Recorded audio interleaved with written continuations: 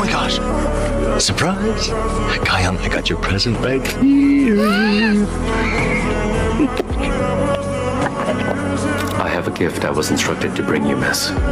I think you'll get in trouble with Mom again if she saw me holding this. Is that right? Is that box for my dad? Did he send you here? So he could see how I've been doing? Know what you could tell him? That I stopped waiting to hear from him a long time ago. I'll pretend my dad doesn't exist and he can forget about me too. These were your father's belongings. And you'll see next year. Mr. Song Gi-yeon has passed away. Before he died, he left these things for you, Ga-young. Get an awesome present for you, okay? Kayang, I swear.